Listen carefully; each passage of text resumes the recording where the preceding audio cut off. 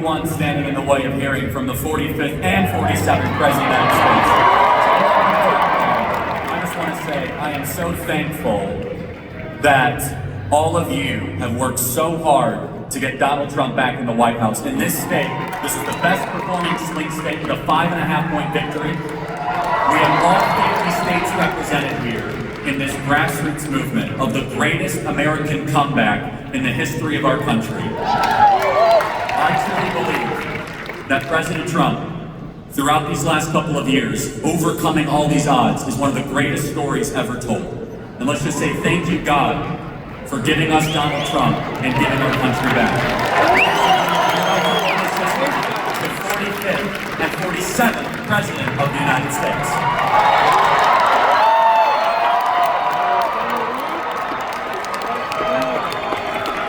Get up.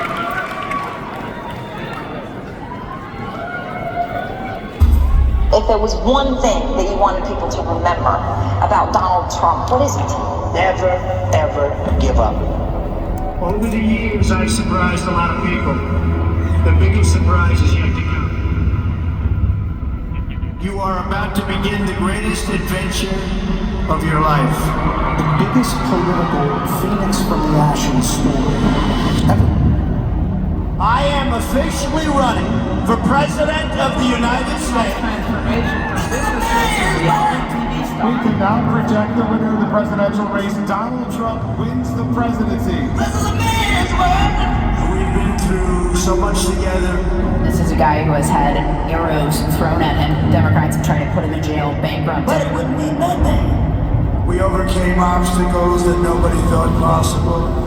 The subject of Russia investigation, 2 impeachments, 2 assassination attempts, 91 indictments, convictions. There is almost nothing that hasn't been thrown at this former president. For the past 9 years, we have been fighting against the most sinister and corrupt forces on earth. When they couldn't beat him, they tried to bankrupt him. When that didn't work, they tried to put him in federal prison. Hello, Butler. Hello. When that didn't work, they even tried to kill him. Many people have told me that God spared my life for a reason. And that reason was to save our country and to restore America to greatness. Together we will write the next chapter of the great American story. Donald Trump accepted his 3rd Republican presidential nomination days after an assassin attempted to take his life. President Biden has just announced that he is ending his re-election bid. Kamala Harris will become the Democratic nominee. You think about all the times the media wrote the obituary of Donald Trump's political career, And everybody was wrong.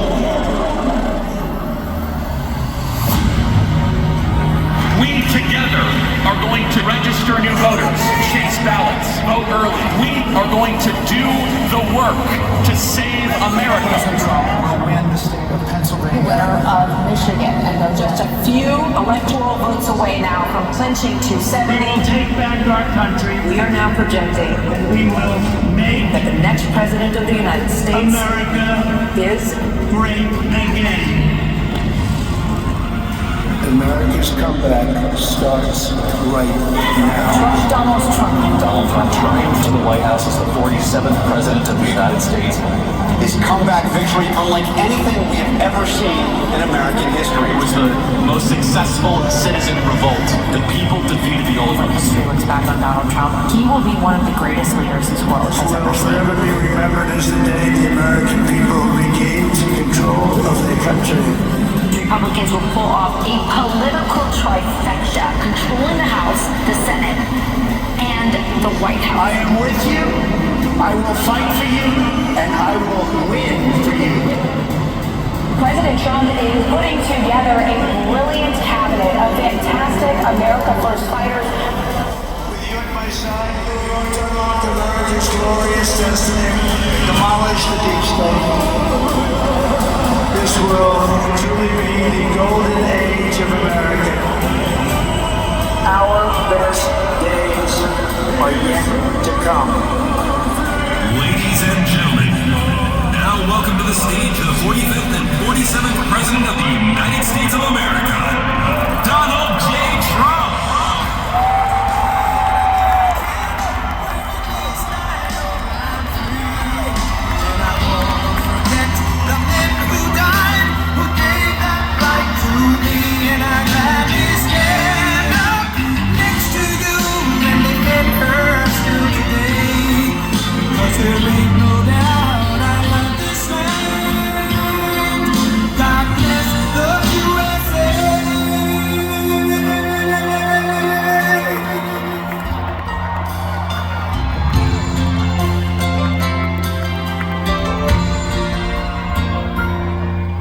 From the lakes of Minnesota to the hills of Tennessee, across the plains of Texas, unseen a shining sea. From Detroit down to Houston and New York to LA, where there's pride in every American heart, and it's time we stand and say, that I'm proud to be an American, wearing this I know I'm free, and I won't forget the men who died, who gave that light to me, and I gladly stand up next to you and defend her still today, 'cause there ain't no doubt I love this land. God bless the USA.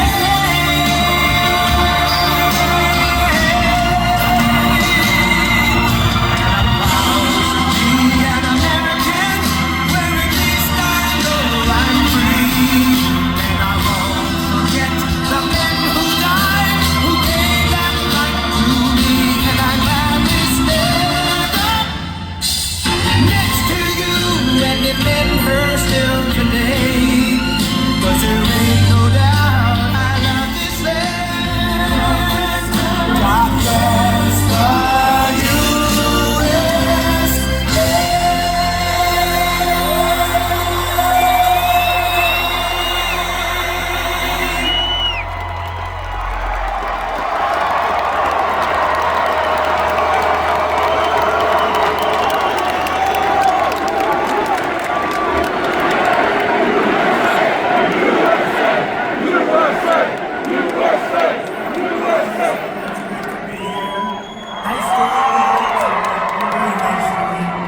And I want to wish everybody a very Merry Christmas. They don't say that.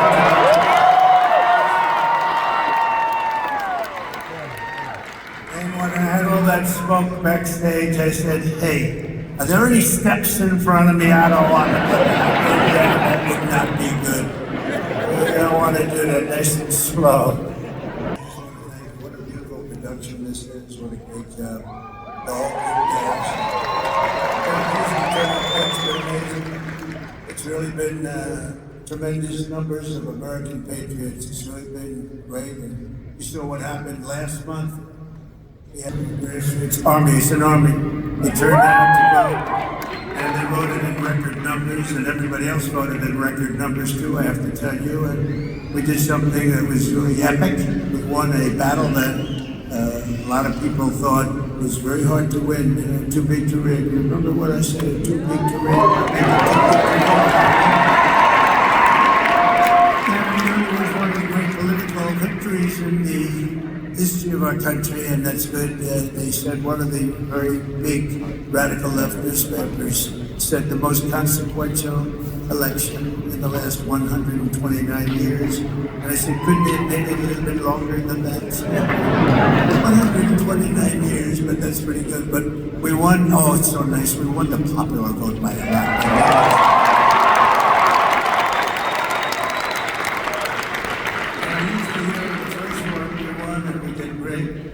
And they always would say, well, he didn't win the popular vote, he won the electoral college vote.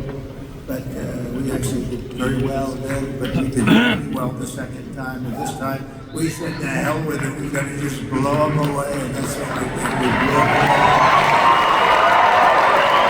So we were all 7-6. And we were saying, well, you know, we did very well in early voting, so we didn't have to win too much. We were way ahead, but they said, well, he only has to win 2, but we won all 7. Can you believe it?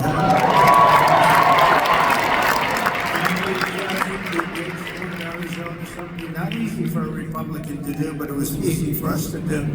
And we had more than a 6-point landslide. That's called the landslide here.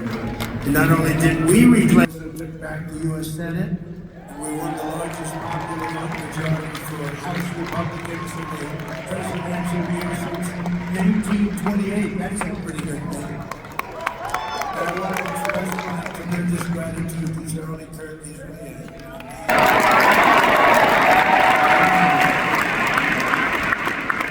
almost there for their it's not my victory, it's your victory. It's a great honor. We worked hard on this. We knew bad things happened in 2020. If I didn't know that we won in 2020, I wouldn't have done this, because it would have been like the ultimate poll, right? But we won by a lot. And this time we said, look, now we got to really win by, and we won by so much. And just, you know, they threw all their placards. They wanted to protest. They were all set. And at about 9 o'clock, they said, man, this guy's killing us. They threw the placards. They went home, and we had no riots. We had no anything. It was a beautiful thing.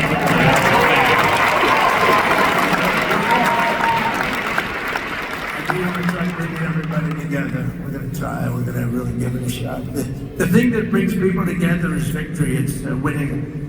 And we had that for much of my first year. We had the greatest economy in history in our first term. We can now call it a first term. We had the greatest economy in the history of our country. Maybe in the history of any country, frankly. And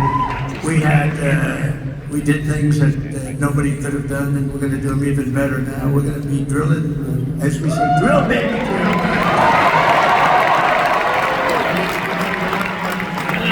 But I also want to give a very special thanks to everyone at Turning Point Action who outworked and outsmarted, always outsmarted. We want to be smart too, and out-organize the radical left opposition. We had very strong opposition, not in terms of numbers, but I will tell you, some things happened because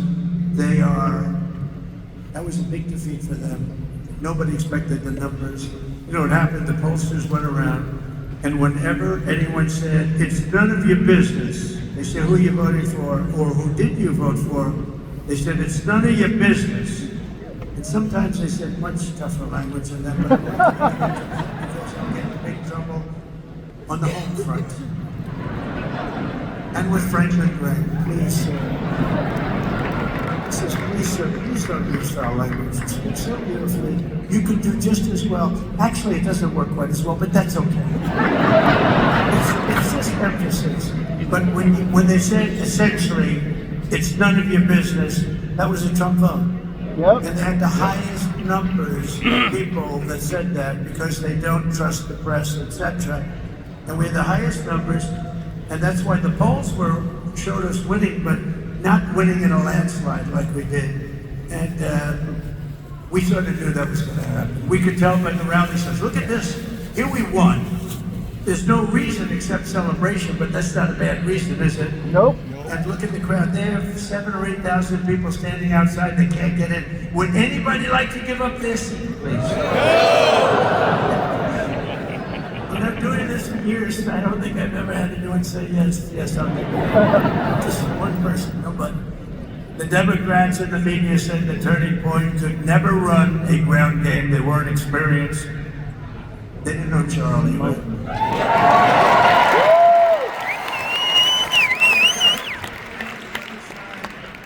Really didn't know what the hell hit them. They got hit hard. The victory was such an outstanding one, such a big one. And the other side now, and we don't want this. We want people to be happy and healthy. But they did. They lost their confidence. If you watch television now, they're all befuddled. They don't know what the hell happened. They're befuddled. To use it quite a nice word that my mother used to use. Talking about somebody that's a mess.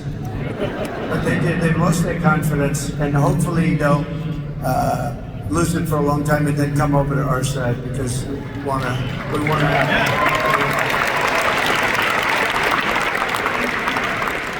going to have some inauguration on the 20th. We're going to have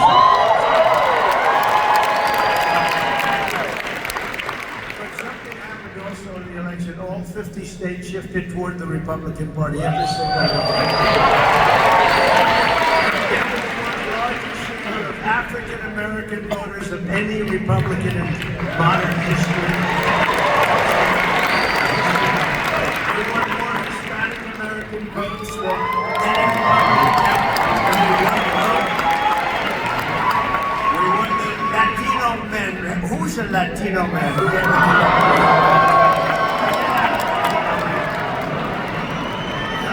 Beautiful woman, but a man you are not.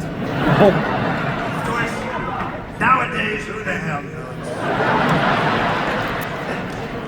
But we won the Hispanic, I call it Hispanic. I always say, you like Latino or Hispanic? Let's go, let's do a free poll. Who likes to be called Latino? That's what's always happening. Listen to this. Who likes to be called Hispanic?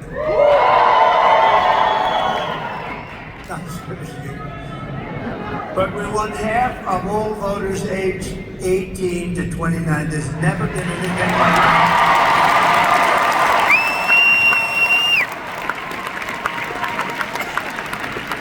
We got the highest share of youth vote of any Republican ever before in history.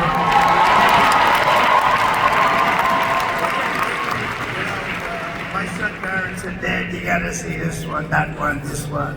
He said he likes Joe Rogan a lot too. He said, you gotta see Joe Rogan, Dad. You gotta do an interview with these people. And he is a sort of a feel for young people. I guess that's a nice thing to have when you're young. But he has a feel for it. And it was amazing. So we got the highest vote ever for a Republican candidate. We won by 36 points with young people. That never happens. A Republican loses by 36 or 40. So I'm going to have to start thinking about TikTok. I think we're going to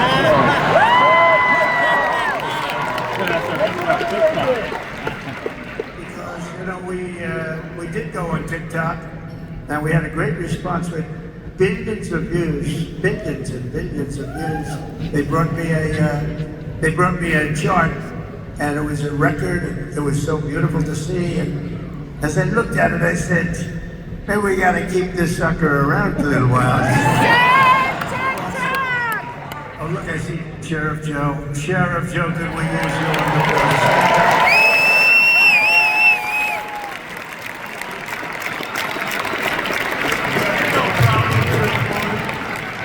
You can shake your board around in 2 minutes. We'll put Sheriff Joe over there.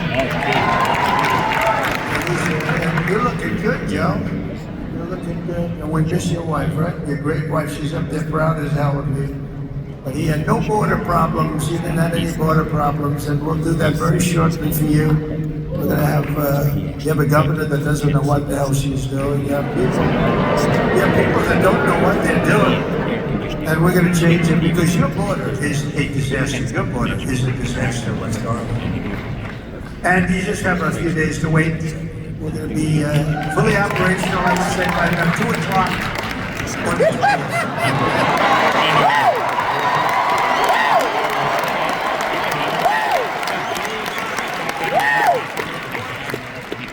We voted under the age of even 25. Think of that. We gained 23 points. And in the election of 2024, our movement not only won a mandate, but we built new American majorities all over the place and will define our country's future. I believe it's going to define our country's future for generations to come. That's going to happen. It's, you know, there's some people called up that are great people, actually.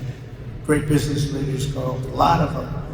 And some of them weren't exactly on my site, but they're on my site now. But they said there's a light over not only the country right now, but over the entire world. And it is happening. And we want to get some of these wars that would have never happened, like Russia and Ukraine would have never happened. Israel would have never been attacked, would have never happened. We wouldn't have inflation. We wouldn't have had that Afghanistan horror show, that horrible, the way we left, leaving billions of dollars of equipment behind and 13 soldiers, and you know, nobody ever mentions, and I mention because I love them and they're all watching right now. 48 soldiers that were horrifically injured. Nobody ever, they lived and they don't talk about them, but these are incredible warriors that were hurt so badly with the legs and the arms and the face, and hurt so badly. 48 of them. And we love you. You're listening and we love you.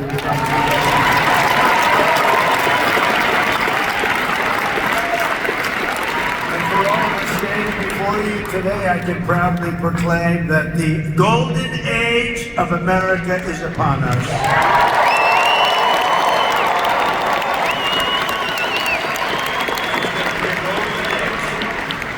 there's a spirit that we have now that we didn't have just a short while ago. Sadly, we didn't have one. Who the hell can have spirit? Watching women get beat up in a boxing ring? I don't think that's spirit, right? We're going to end that one quick. We're going to end it very quickly. We're going to end that one very quickly. Since the election, the stock market has broken one record after another. The biggest gain of stock market after an election in history. That's a good sign. In a single month, small business optimism soared 41 points, which is a record. That's a record. Bitcoin has surged to an all-time record high of $108,000. Congratulations. And just last week, in an overwhelming statement of confidence in our leadership, the CEO of SoftBank, very highly respected man in Asia, Masayoshi Son, you probably saw it, announced that he will be investing, and only because I won the election, he made that clear, only because he has confidence in the United States, between $100 billion and $200 billion. He's going to be investing.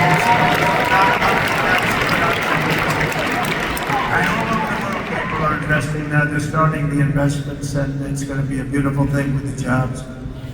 But they're calling it the Trump effect because even before taking office, we're already bringing in the jobs and opportunity and safety and common sense back.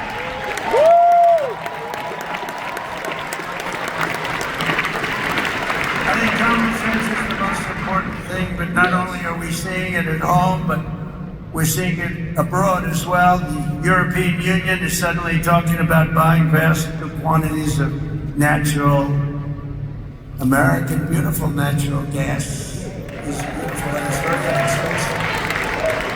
It's less expensive than windmills all over the place. Not less expensive.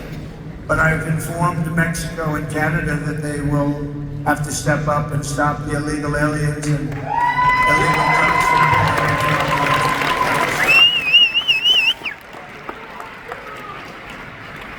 And that goes for the European Union, and it goes for many other places. The European Union's treated us very, very badly. We have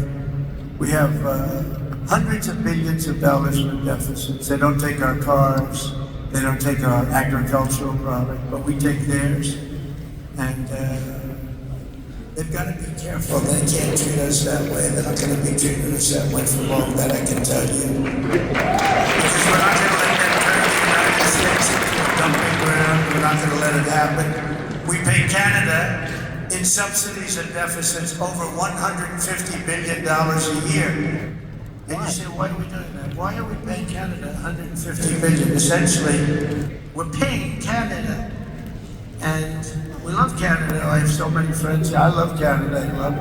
But why are we spending $150 billion on Canada? Yet Canada allows people and drugs to flood in through our northern border. You know, we have a northern border that's not doing so well either. Likewise, people are coming in from Mexico in numbers that have never, ever been seen before. We had 21 million people coming over the past 4 years. Think of that, 21 million people. And you see a lot of these people should not be here. They come from mental institutions and prisons from all over the world, not just South America. Hundreds of thousands more are racing to get across before January 20th. You got to see it. And I was very strong with Mexico. I spoke to the new president, who was lovely, wonderful woman, and President Sheinbaum, wonderful woman actually. But I said, we can't do this to our country. We're not going to take it anymore. You can't do it. But I've informed Mexico that it just cannot continue. We're not going to let it continue. The United States has lost 300,000 people a year. Think of that. I don't know. I mean, how many people? Everybody you meet said, I lost my daughter, I lost my son to drugs, to fentanyl. Mostly to fentanyl, but to drugs. Families are being destroyed, and we're going to stop it. We're not going to let that happen. And we're also going to be doing something that's, I think, going to help a lot. We're going to do very big advertising campaigns, just like a campaign for running for president. We spend a lot of money, but it'll be a very small amount of money relatively. We're going to advertise how bad drugs are for you, how bad they are.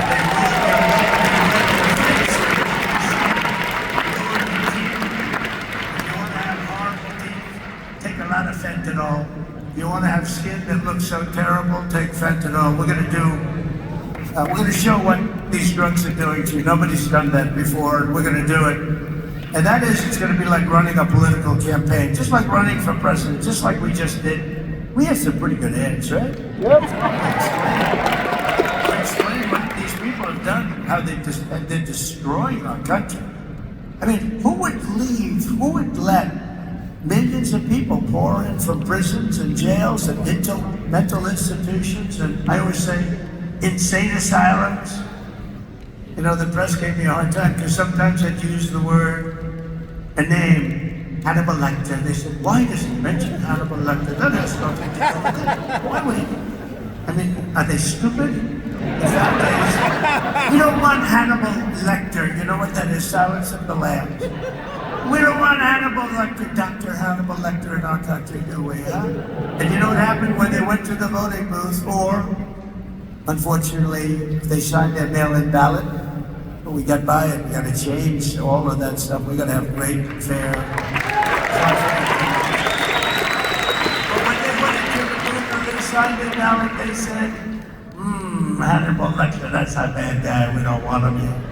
They knew that. They didn't like that. They didn't like that I used it because it's a very good example. It's like incredible what they do. We need borders, we need fair elections, and we need a free and fair press. And we're going to try to do that. As another example of the things we're doing and looking at, it's such a terrible thing is happening. The Panama Canal is considered a vital national asset for the United States of America due to its critical role of American economy, the whole world economy, and also national security. The Panama Canal. Has anyone ever heard of the Panama Canal? Because we're being ripped off at the Panama Canal like we're being ripped off everywhere else. A secure, he just said take it back. That's a good idea. Where do you come from, sir? He doesn't come from Panama. Yeah, good. A secure Panama Canal is crucial for U.S. commerce and rapid deployment of the Navy from the Atlantic all the way to the Pacific. It's an incredible thing, and drastically cut shipping times down to U.S. ports by days and even weeks. The United States is the #1 user of the Panama Canal with over 72% of all transits heading to or from U.S. ports. Think of that. So we built it. We're the ones that use it. They gave it away. Considered one of the great wonders of the world. The Panama Canal opened for business 110 years ago and was built at huge cost to the United States. And it really is big when you consider the lives and the treasure, the equivalent of $1.2 trillion today. You don't hear those numbers. 38,000 American men, almost all men. They went there to be construction workers and dig. They were diggers. And they were brave. 38,000 men died from infected mosquitoes in the jungles of Panama during the construction period. Think of that. We lost 38,000 men. Teddy Roosevelt was president of the United States at the time of its building and understood the strength of naval power and trade. When President Jimmy Carter foolishly gave it away for $1.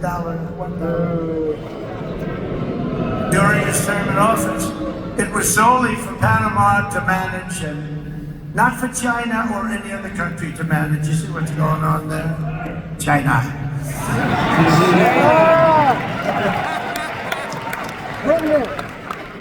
It was likewise not given for Panama to charge the United States, its Navy, and its corporations doing business within our country exorbitant prices and rates of passage, which they do. They charge us like it's a disgrace.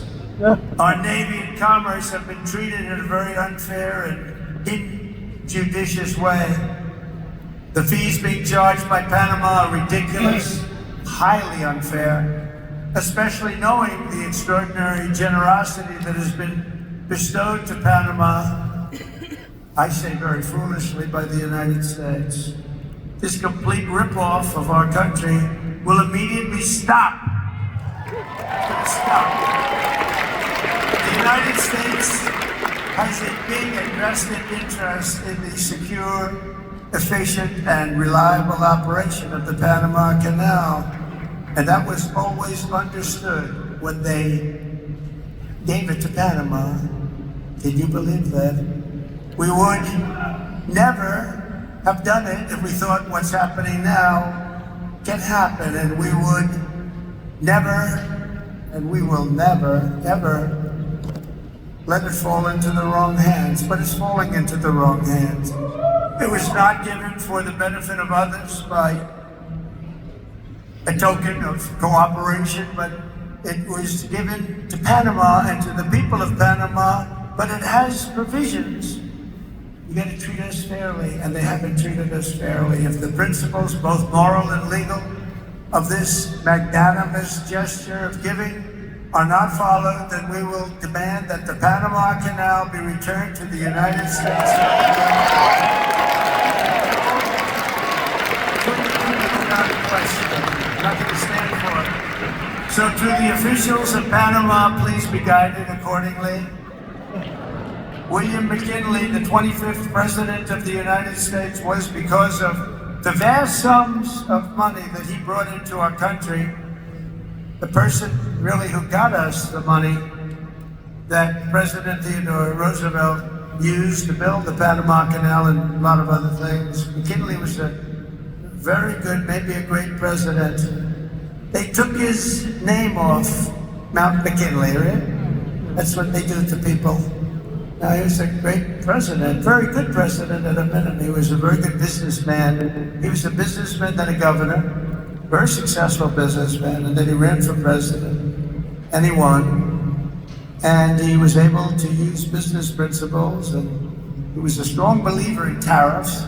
And we were actually probably wealthiest of any time, relatively speaking, at any point in the history of our country. In the 1890s, we were so wealthy, we had commissions set up what to do with all the money that we were taking in. We had no income tax, we only had tariffs. I consider that to be the most beautiful word in the dictionary. But President McKinley was the president that was responsible for creating a vast sum of money in the United States that Teddy Roosevelt then spent. So let's say they were both excellent presidents, but McKinley did that, and that's one of the reasons that we're going to bring back the name of Mount McKinley, because I think he deserves it. There are lots of things we can name, but I think he deserves it. That was not very gracious to somebody that did a good job, and as you know, he was assassinated. He was assassinated. We have accomplished so much in just 47 days since the election, but that's only the beginning of what we will achieve together as the 47th President of the United States of America. Over the past few weeks, I've nominated an all-star cabinet of some of the most fearless, determined, and we're getting great reviews, I have to say. They're all doing well. But we're getting fantastic reviews on the people that we chose. It's we chose.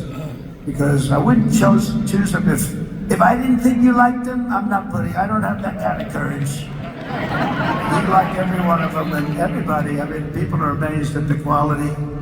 Our Secretary Scott of the Treasury was his central casting, the whole group.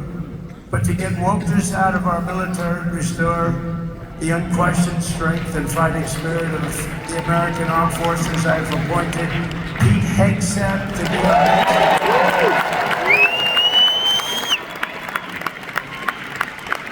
I interviewed with him a lot on Fox, And all he ever wanted to talk about was the military, including when we weren't on, talk about the military. He'd talk about how unfairly our soldiers were treated. Can I give a pardon to this one or that one who was treated so unfairly? They teach them to be fighting machines, and then when they fight, they want to put them in jail for 35 years. And he was very strong on that. That's all we wanted to talk about, really. And it just seems so natural to me. Plus, he had a great education, went to Princeton and Harvard, was a tremendous student, and he's a very vibrant, strong guy. I think he's going to be great. He's doing well to make our intelligence community respected even more. I don't even think the word even is right, because we had some bad years with these people. But we're going to do something. We're going to stop looking at all of these horrible foreign wars that we've gotten ourselves through stupidity. We're in wars in countries that nobody ever even heard of before. And we're going to be smart. We're going to be guided by strength. We're going to have peace through strength, like we had. I had no wars other than I wiped out ISIS. We wiped out ISIS in a small fraction. They said it was going to take 5 years. It took 4 weeks. We have a great military, not the ones you see on television, the real generals. But I've nominated Tulsi Gabbard as our director. To be our next Secretary of Health and Human Services, I decided, look, something's going on here. When you look at like autism from 25 years ago, and you look at it now, something's going on, right. And I nominated Robert F.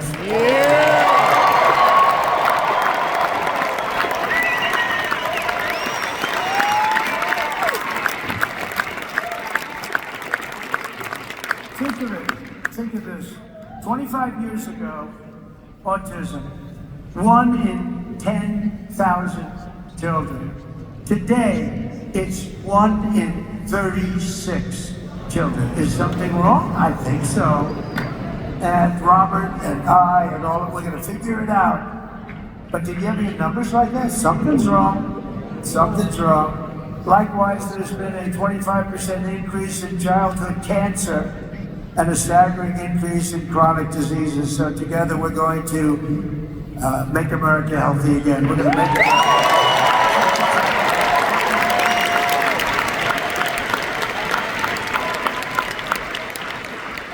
weaponization of law enforcement to restore fair, equal, and impartial justice.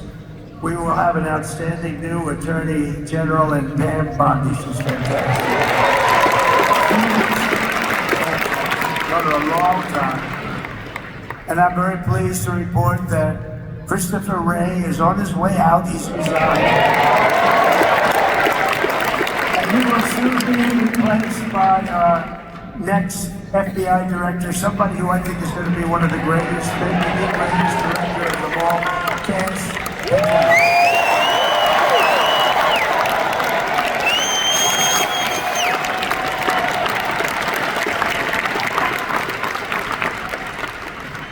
I campaigned on an agenda of delivering profound change to Washington, and last month the American people voted for change like they'd never voted before, and in overwhelming numbers that nobody saw coming. I saw coming, because I think we all saw coming. When you went to the rallies, you saw that.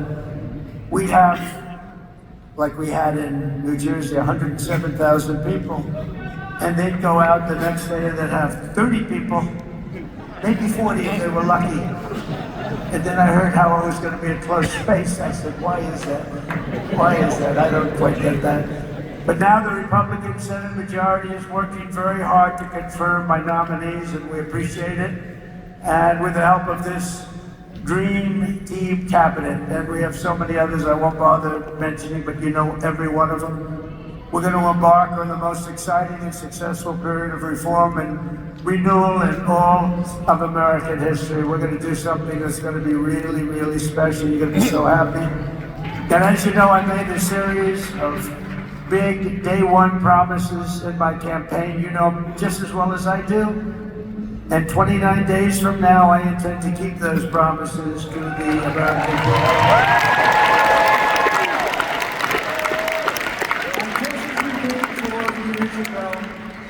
My administration will live by the motto, promises made, promises kept.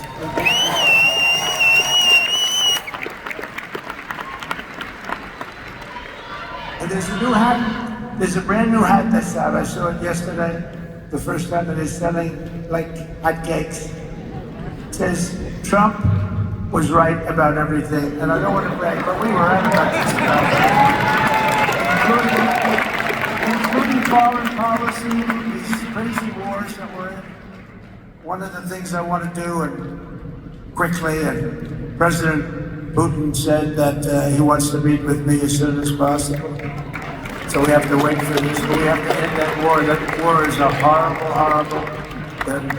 The soldiers, the number of soldiers being killed, it's a flat plane. And the bullets are going, and there's powerful bullets, powerful guns. And the only thing that's going to stop them is a human body. They go dead flat land. Nobody's ever seen anything like it. Millions of soldiers have died now. Millions. We're seeing numbers that are just crazy. Gotta stop it. It's ridiculous. Would it never happened if I was president? That war would have never happened.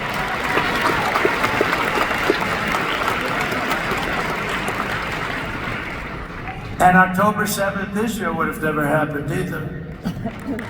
So much, our country would be so different and the world would be so different. But it's not. So we have to make it great. We're going to make it great. We're going to do it as quickly as we can. On my first day back in the Oval Office, I will sign a historic slate of executive orders to close our border to illegal aliens.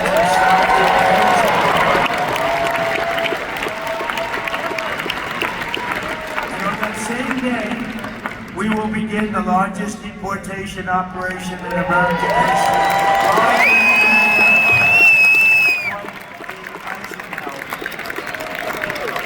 Part of Operation Aurora. You know all about Aurora, how horrible that's been.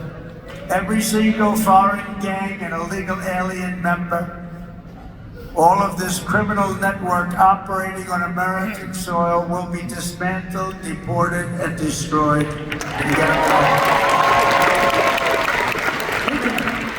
They sent their gang members to us. Busload after busload. We had an open border. They're gang members, they're drug dealers, they're drug addicts. People that were sick, people that were healthy and strong. What the hell was that? You get the little yips up here every once in a while. I wonder why. It's a strange sound. It's a very strange sound. Every foreign gang member will be expelled, and I will immediately designate the cartels as foreign terrorist organizations. We're going to do it. And we're going to unleash the full power of federal law enforcement, ICE, Border Patrol. How good is, by the way, how good is Tom Homan? Right? Yeah!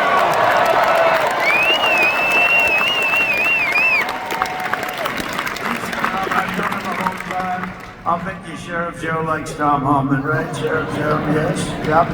He goes, yep. The DEA, the FBI, the intelligence community, and financial sanctions to remove the migrant gangs and criminals that are killing and raping and maiming our citizens. We're going to get them out. We're going to get them out. We're going to get them out fast. We have no choice. We have no choice, by the way. I don't want to do that, but we have no choice.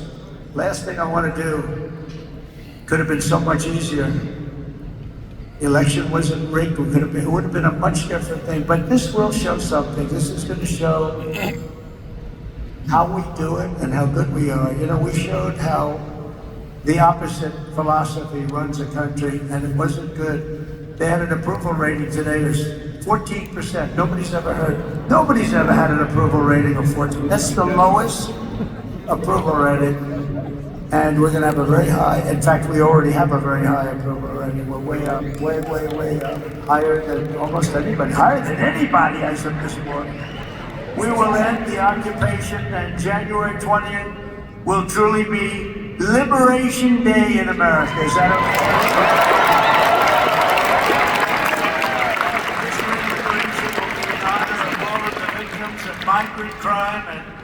of the angel moms and angel dads who have lost their really incredible kids that, you know, they're going around for years and years, and I talk to them all the time. I know so many of them, and many of them are here, and we can just say, we love you, we're with you.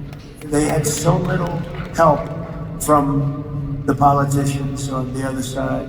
We're joined today by Patty Morin, the mother of Rachel Morin, who you know all about, a beautiful mother of 5 who was murdered by an illegal alien monster who entered our country under the open border policies of the Biden administration. Your borders are always not too good. The borders, that was not Tom Homan, I can tell you.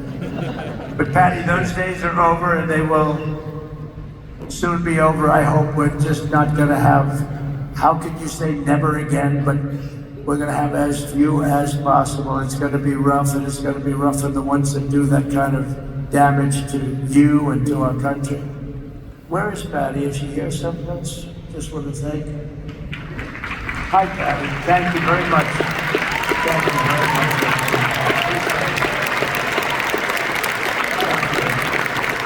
You want to come up with something, Patty? I have lunch with Patty. And she suffered greatly. I said, let me help you with your eyes, because I want to help her with her eyes. She has an eye situation that can be fixed with some medical help.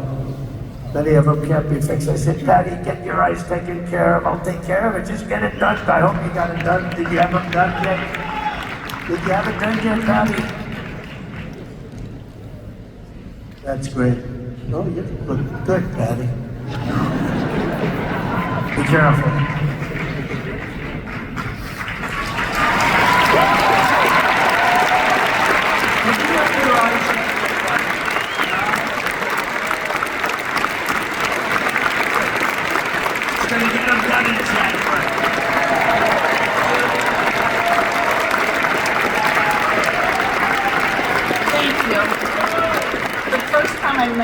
President Trump in person. He invited us to lunch, my attorney and I. And to be honest, I didn't do anything. I just sat there. I didn't really speak because I wanted to watch the man and listen to what he had to say and what his conversation was like. Because I knew he wasn't a politician, but I knew that he had been president before, and I wanted to see if he was a real, authentic man who actually cared for the American people. And so I watched him, I watched how he interacted. I also watched how much his staff really respected him and how much his staff loved working with him. But the thing that changed the way that I looked at him as a person was I realized that he was a dad, that he was a grandfather, and when you spoke to him, you could see in his eyes that he genuinely cared about his fellow human being. But the thing that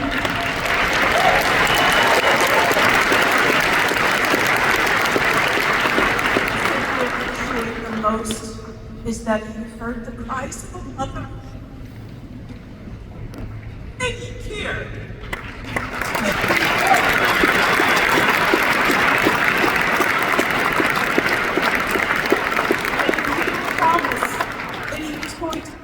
Us, and that he was going to help us. And that's all you can ask from your president, but also just from a fellow human being. And so I am so honored to know this man.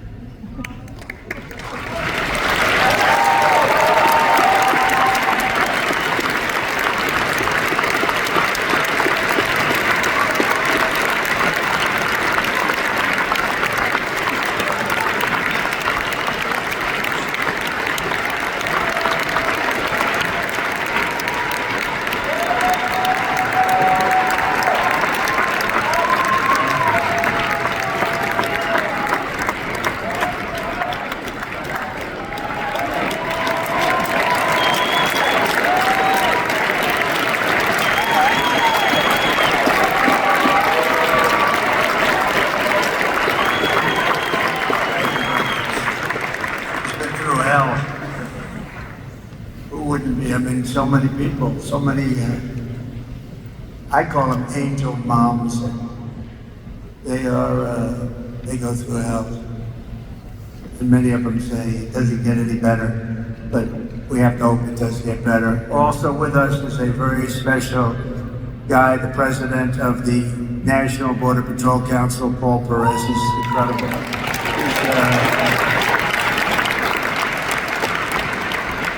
He's doing a fantastic job, and he wants to do the job. Hey, Paul, come on up here, Paul, quickly. Paul, in 1 month, the Patriots of Border Patrol will once again have a president who will back you and will have you, and we're going to work together as we have done in the past. You know, we had the safest border in the history of our country. And you remember the famous sign that I pulled down? That sign was about how good the border was. I haven't used that sign much lately. Well, we won, so I guess I don't have to use it, but we really do have to use it, because the fact is that we have to have strong, safe borders, and we have to have men like this and women who are doing an unbelievable job. I've gotten to know a lot of them. I'll tell you what, they're tougher than I am. I don't want to mess with them, right? But this man has done as the head, and also replacing a very good guy. We know that, right? And he's going to have a good life, I hope. He's going to, because he was a very special guy, and you're a very special guy. Say a few words, please, Paul. I mean, we're back.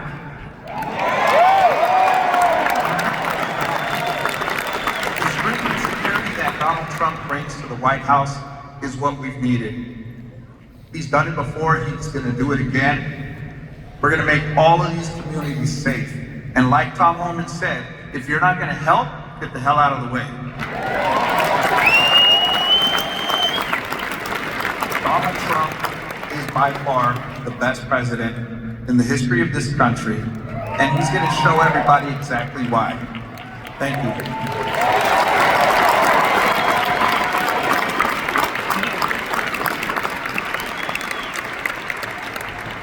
Thank you very much, Paul, and everybody, and Brandon, Judd, all of the people that do such an incredible job. We're also pleased to be joined by a man who just also, we really did well in Texas. And I heard Ted's speech. And he can come up and speak more if he wants, or he can just, you know, Ted's gonna be going to a big event in a little while. Where's Ted Cruz? Is he here?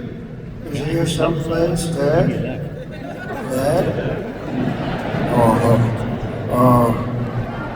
Oh, he's in trouble.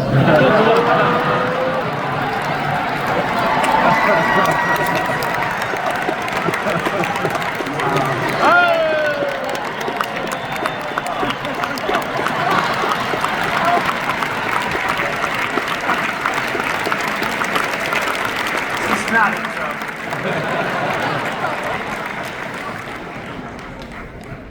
Keep Texas, Texas, amen. And I've got to say, this election has given President Donald J. Trump, a Republican Senate and a Republican House, a clear mandate to deliver on our promises.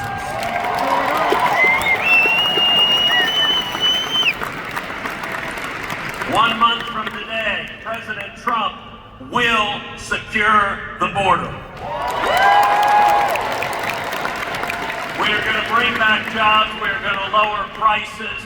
We are going to protect American families. We're going to put criminals in jail. We are going to keep our kids safe. We are going to end foreign wars with victory. And I'll tell you, Mr. President, the results of this election, 7 battleground states, you won all 7. The people elected a Republican Senate and a Republican House to have your back, and we are going to deliver results.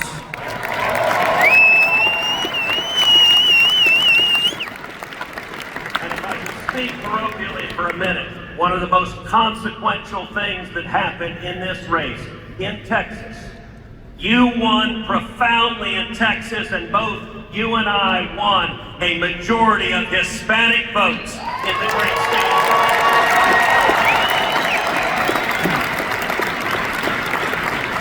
That is unprecedented, that is generational change, and it demonstrates that we are going to protect our nation, we are going to bring our country back, and we are going to make America great again.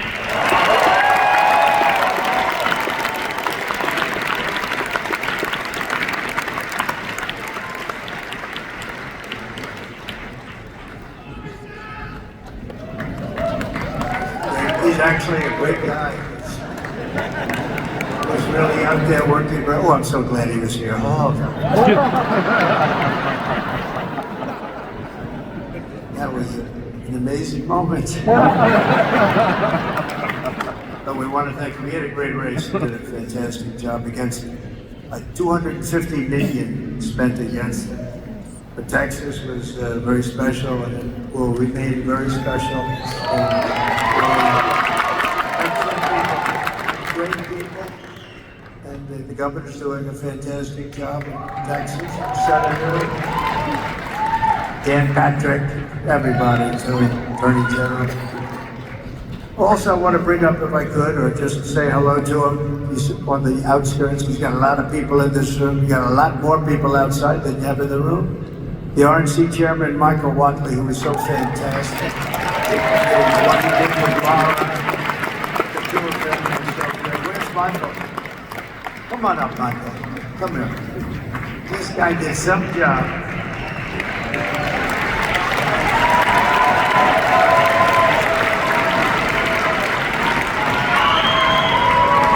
It takes three things to win in a battleground state. Number one, you gotta get out the vote. Number two, you gotta protect the ballot. And number three, you have to have a great candidate who runs a great race. The people in this room helped us get out the vote. They helped us protect the ballot. We would not have been able to win all those battleground states without you. But when it comes to having a great candidate who runs a great race, there is simply nobody better, ever, than the 45th and now 47th President of the United States of America, Donald J.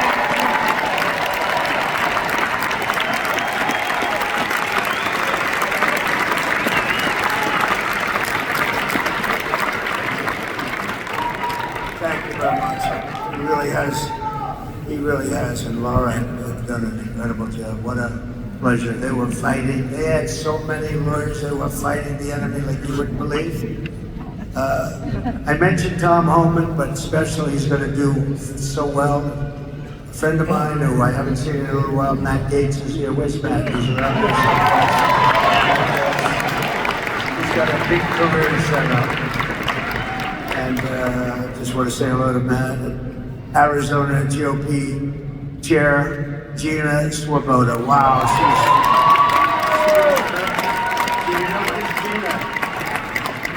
we're going to be backing Gina to run again. There she is, Gina. Gina, are you going to run again? Yes. Because if you do, you have my endorsement. Yeah!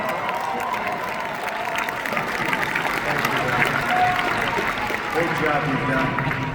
A great professional golfer, a friend of mine, is really a good golfer. Tom Pernice is here someplace. Tom, wherever you may be. Hello, Tom. Don't play him in golf. Play him in other things, but not golf.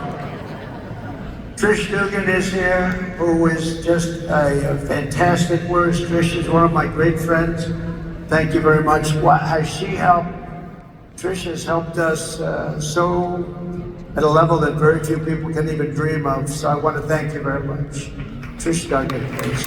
Thanks. Who's Trish? Thank you, Trish. I think I see Carrie Lake. Is that Carrie Lake? Yes. Hi, Carrie. Stand up.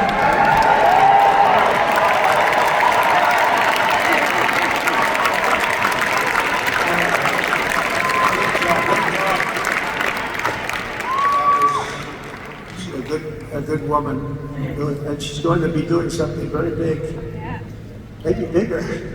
It's a big one that you have, so good luck with it. You're going to do well. Going to turn that around like nobody ever saw before, so thank you very much for accepting it.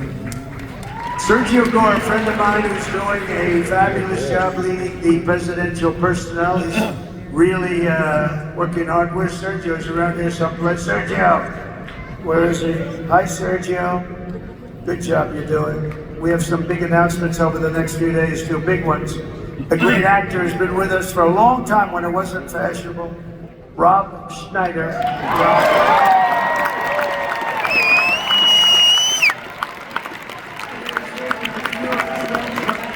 It wasn't quite as fashionable, right, Rob? But you were here. Thank you very much. Great job you're doing, too.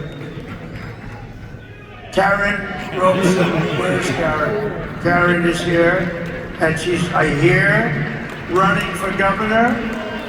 She's going to be running for governor. Where's Karen? Hi, Karen. Hello, Karen. Are you running for governor? I think so, Karen, because if you do, you're going to have my support, okay? You're going to have my support. A man that is very non-controversial, very unique, he really is a unique person, but he doesn't like controversy. His name is Steve Bannon, isn't it?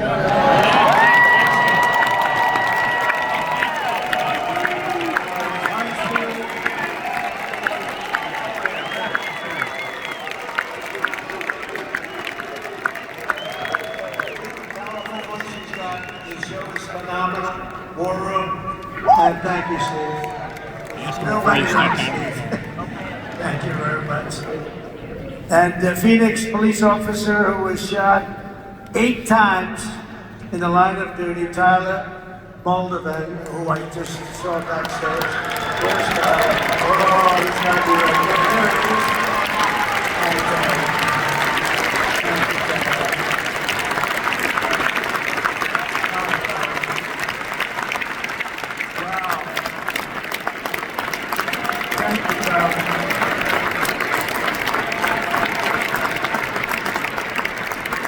times. Can you believe that? Think of that. 8 times and he's looking great. Thank you very much, and to your family, beautiful wife. With the stroke of my pen on day 1, we're going to stop the transgender lunacy.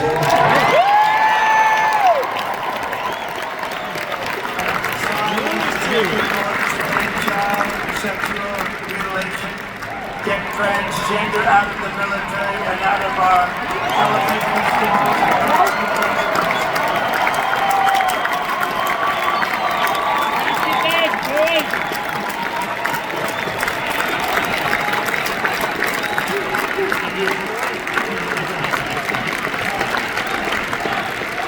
And we will keep men out of women's sports.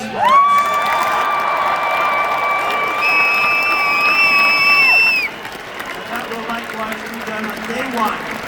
Should I do day 1, day 2, or day 3? How about day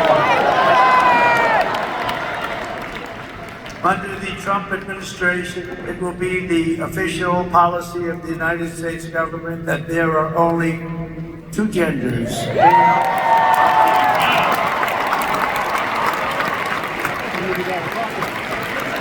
Doesn't sound too complicated, does it?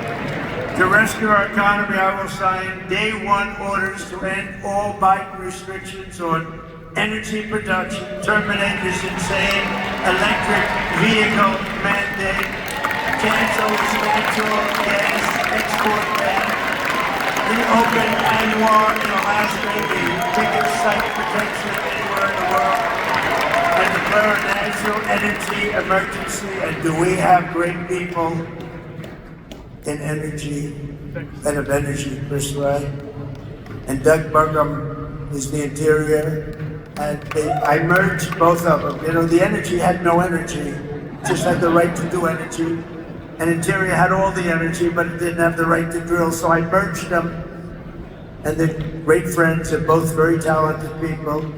We're gonna have so much oil and gas and other things, you won't know what to do with it. You say, please, President Trump, stop. We have too much, the prices are going too low, sir. Remember, we were $1.84 a gallon gasoline. Wouldn't that be nice? I will direct every cabinet secretary to cut 10 old regulations for every new regulation, which I did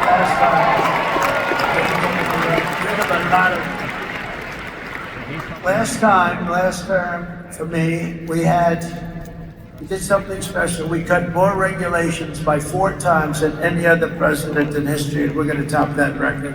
Some of those ridiculous regulations were immediately put back on, and they were just hurting our country. That's why we had the best job numbers ever, because of what we did with regulation. You know, we cut taxes more than any president in history, and more than any president in history. When I asked the people that run the big company, were cutting the taxes or cutting the regulations?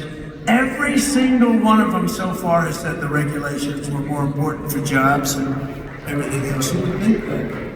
But I want our federal workers to get back to the office in person or be terminated from the job.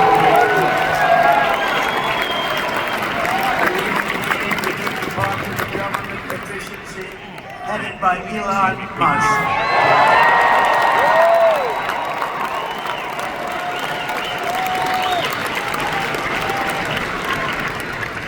I know he's not taking the precedence. I like having smart people. You know, they're on a new kick. Russia, Ukraine, all the different hoaxes. The new one is, President Trump has ceded the presidency to Elon Musk. No, that's not happening. But Elon's done an amazing job. Isn't it nice to have smart people that we can really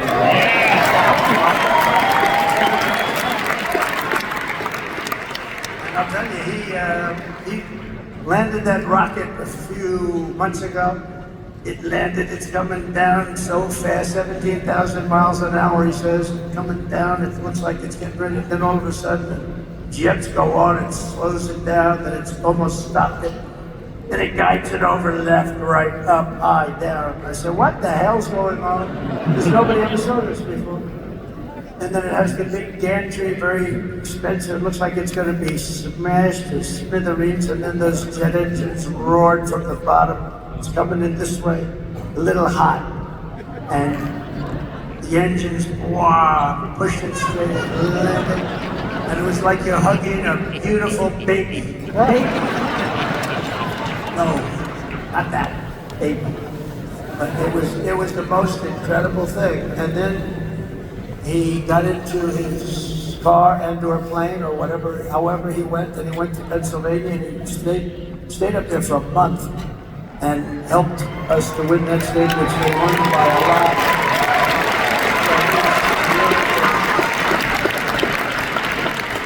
And he supplied Starlink for North Carolina when they had no. I said, sir, you know Elon Musk? Well, we can't get Starlink. It's very hard to get. And I called Elon, we have to get some up there. You got to get some up there. And he got over 2,000 units. It's a lot. And they flooded it with Starlink, and it was so good. It saved a lot of lives, so we want to thank him. But no, he's not going to be president, that I can tell you. And I'm safe, you know why? He can't be. He wasn't born in this country.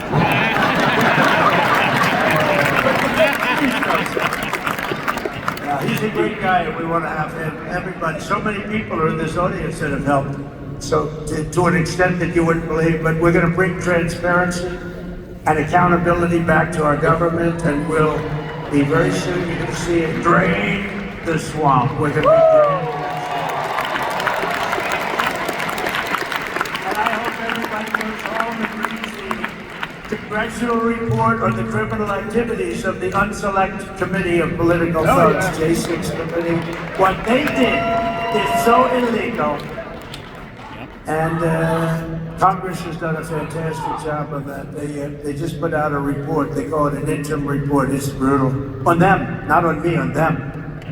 And it's terrible. What they've done to this country is just absolutely terrible. We'll end the left's campaign of racial discrimination and restore equality to our land and all over our land. And you see that happening so much with the vote, and the kind of vote we got. Nobody ever expected anything like that. And I'll end all of the Marxist diversity, equity, and inclusion policies. And at the same time, we will ban these unlawful policies from we're going to ban them from the private sector as well.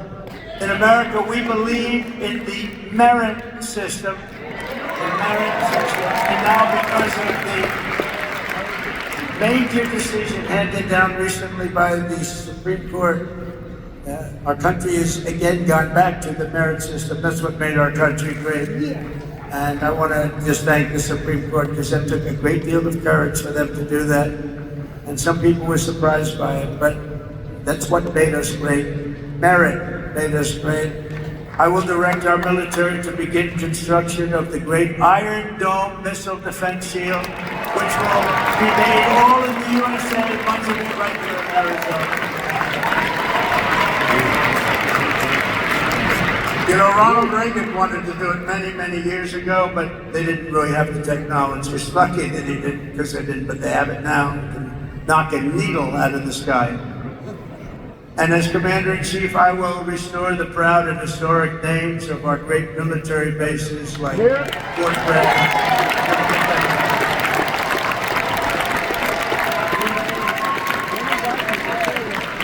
And woke has to stop.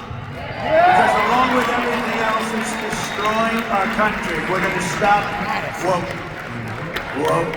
Woke is bullshit.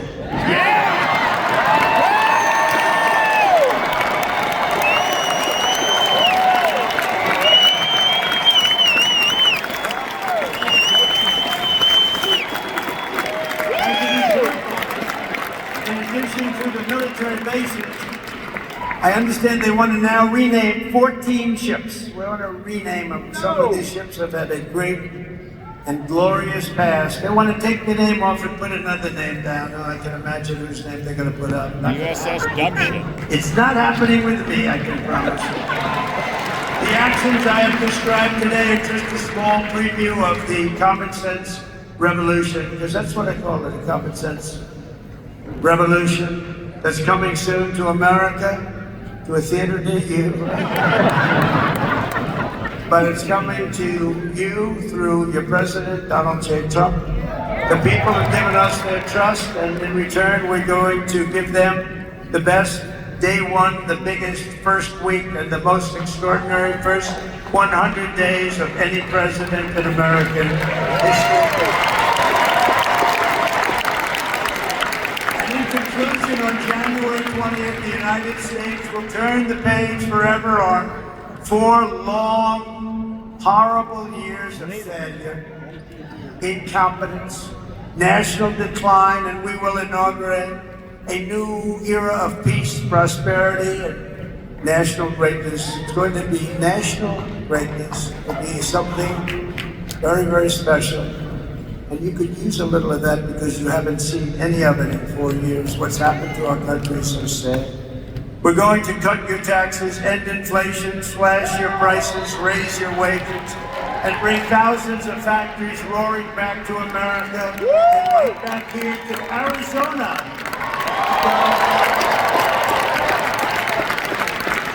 Because when I agreed to do this, and I had to do it for Charlie, because he's special, but I said, Charlie, I'll do it, but this has to be also a real tribute to Arizona because they gave us such a big win. And I said, I'll get in my plane at 4:45 in the morning, and I'll fly here, but we have to really acknowledge and take care of the people of Arizona because you were fantastic, and I just want to thank you for that. And we're going to build America. We're going to buy American, and we will hire American. I will end the war in Ukraine. I will stop the chaos in the Middle East, and I will prevent, I promise, World War III, and we're very close to World War III. We will crush violent crime, to stop violent crime, we're going to have to be tough. Please get ready, you're going to have to be tough. We can't let this happen. Our cities are crumbling. And give our police the support, protection, resources, and respect they so dearly deserve. And I rebuilt our entire military at a level that it had never been. Unfortunately, we gave a big chunk of it to Afghanistan. You believe that one? What a terrible thing. But we will, again, rebuild those sections of our military that have been so badly hurt. Plus, we give so much of it away. You know, when I came in the last time, we had no ammunition. Can you believe it? I was greeted with a general, sir, we're very low, almost no ammunition. I said, keep it quiet. Let's not let the enemy know that. That doesn't sound good. Steve Bannon would say that's not a good thing. No ammunition is not good, right, Steve? And I built so much ammunition so fast, nobody's ever seen anything like it. We give a lot of our ammunition away, as you know. And we have to take care of ourselves, we have to protect ourselves. And we have to make our country great. We just can't keep doing what we're doing. Especially when these wars never had to start. They never had to start. We will rebuild our once great cities, including our capital in Washington, D.C., making them safe, clean, and beautiful again, and we'll do it quickly. We'll teach our children to love our country, to honor our history, and to always respect our great American flag. We will get critical race theory and transgender insanity the hell out of our schools.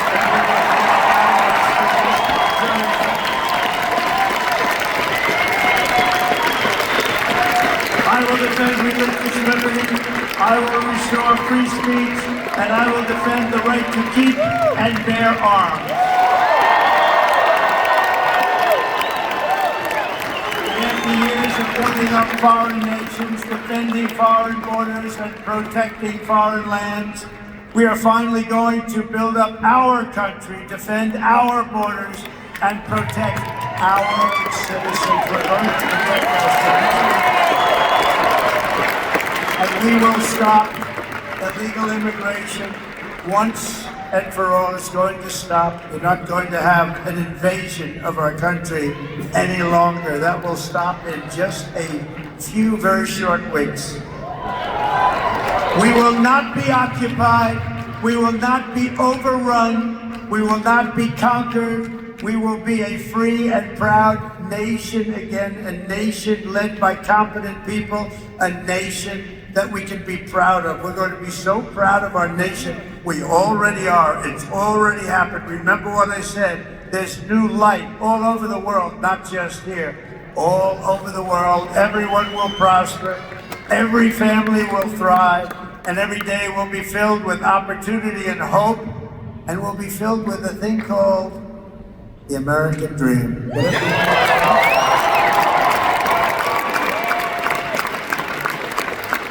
Last 9 years, you and I fought side by side against the most sinister and corrupt forces on earth. And in our magnificent victory on November 5th, you showed them once and for all that this nation does not belong to them. This nation belongs to you.